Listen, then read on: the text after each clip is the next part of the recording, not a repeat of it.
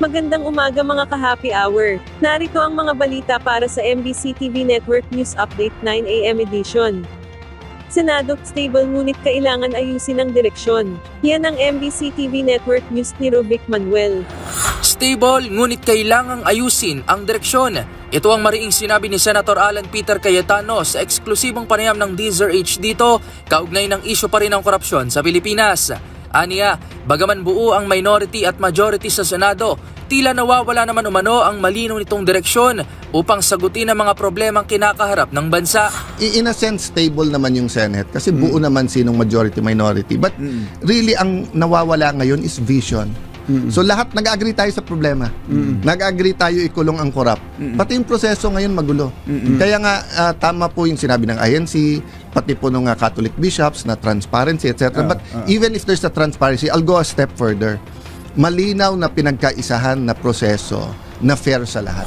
Ayon kay Cayetano, wala na umanong nagtitiwala sa pamahalaan matapos maisiwalat ang mga katiwalian at maanumalyang flood control projects.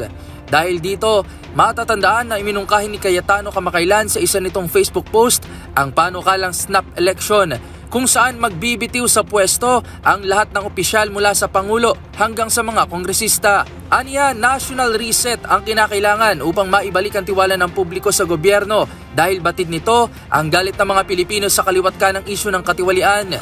So, yes, meron na nagtitiwala sa Pinklawan. Yes, may nagtitiwala sa DDS, may nagtitiwala kay President Marcos, di ba? Pero in general, walang tiwala tao sa gobyerno. Samantala, isa ring iginiit ng senador na dapat na ring isa publiko ng Department of Public Works and Highways o DPWH ang listahan ng ghost flood control projects sa lalong madaling panahon, lalo na ngayong may ilan ang nagkakadispatsahan ng ebidensya. Aniya, kaysa maubos ang oras na ungkatin lahat ng issue ng pangungurakot simula pa noong 2016, ay unahin ang ilabas ang latest na listahan upang mahuli na ang lahat ng sangkot. So ako, simple lang, COA, DPWH, mag-publish kayo ngayon lahat ng bayad. Simulan nyo sa 2025, ang problema nga napupolitika na, gusto nila simulan ng 2016. First things first muna, 2024 at 2025 kasi yan ang pinaka-recent. Pagka yan nilabas ang pondo at ghost, huli na kaagad yan. Kakanta na kaagad yan. Para sa MBC TV Network News, ito si Rovic Manuel ng DZRH TV. Una sa Pilipinas, una sa Pilipino.